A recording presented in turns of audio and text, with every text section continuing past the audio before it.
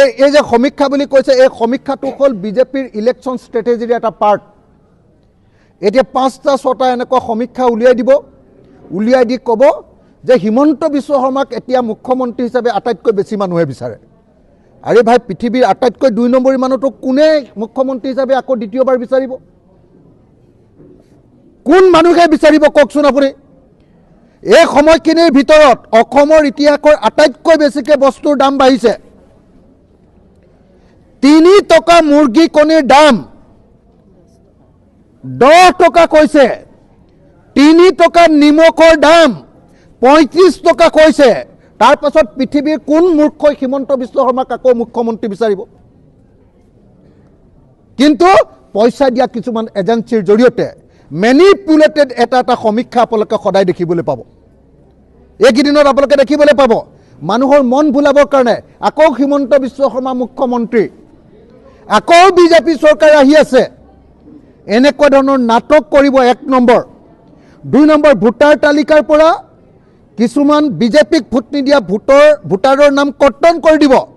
কৰ্তন কৰি দিয়াৰ পাছত আকৌ এপ্লিকেশ্যন দিব পাৰিব, কিন্তু এপ্লিকেশ্যন দি আকৌ ভোটৰ নামটো উঠাৰ আগতে ইলেকশ্যন শেষ হৈ যাব।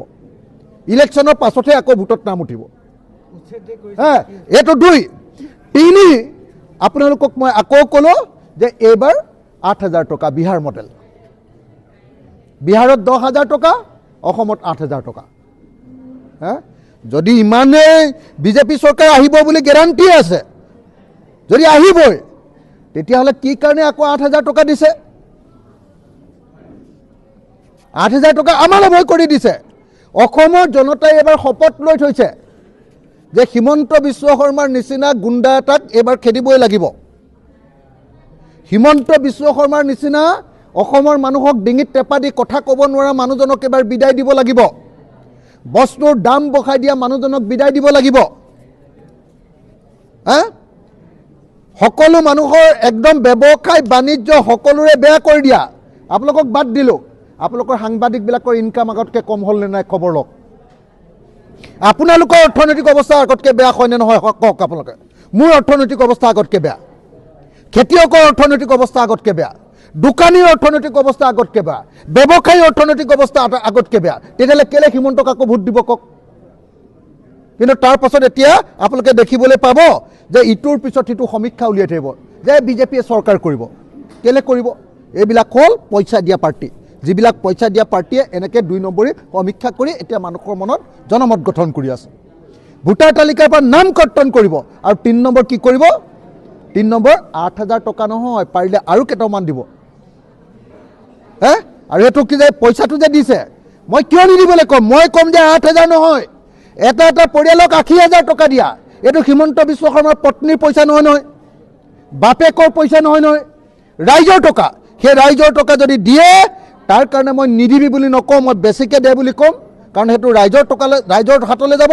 আৰু ৰাইজৰ হাতলৈ যদি এতিয়া পইচা নাযায়, গাঁৱৰ চব গেলামালৰ দোকান বন্ধ হৈ যাব, ব্যৱসায় বেয়া। অৰুণোদয়ত ধনকেইটা গৈছে কাৰণেহে যেনে তেনে গেলামালৰ দোকানখন চলি আছে। অৰ্থনৈতিক অৱস্থা খুব বেয়া।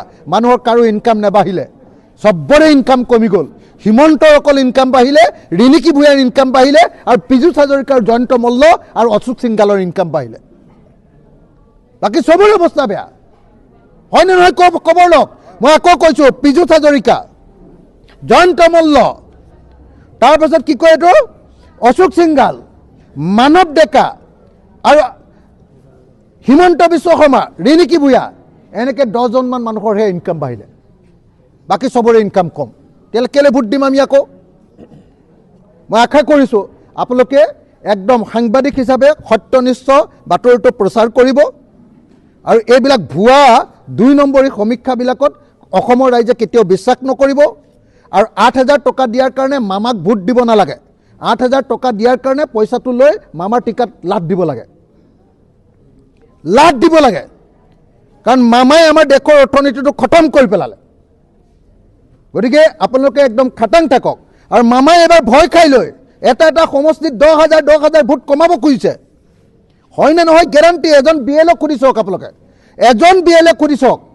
মই মোৰ শিৱসাগৰৰ BLO সুধিছোঁ, মই বৰপেটাৰ BLO সুধিছোঁ, মই গোৱালপাৰাৰ BLO সুধিছোঁ, মই গুৱাহাটীৰ BLO সুধিছোঁ।